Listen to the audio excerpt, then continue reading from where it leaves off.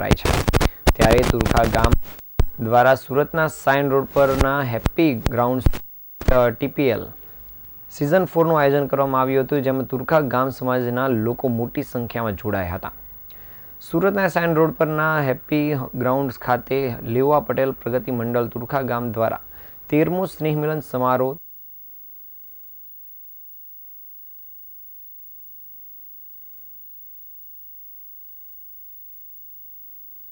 શરૂ થયેલી cricket match મોડી રાત્રિ સુધી ચાલી હતી, જેમાં ફાઇનલમાં પ્રભાતી 11 અને મેગ્નેટ 11 વચ્ચે ખરાખરીનો જંગ જામ્યો હતો।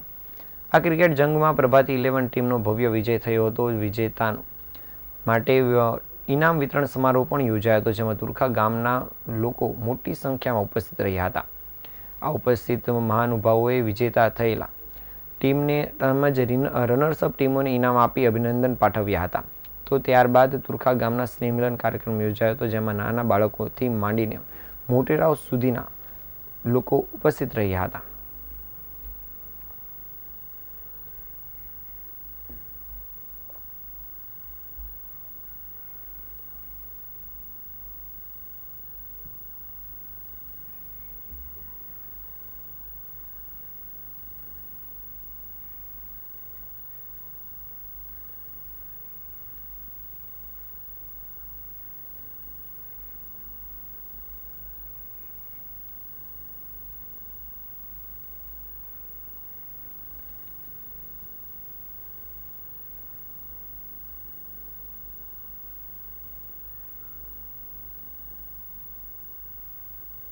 નામ ધર્મેશ લાભુભાઈ ગોટી છે।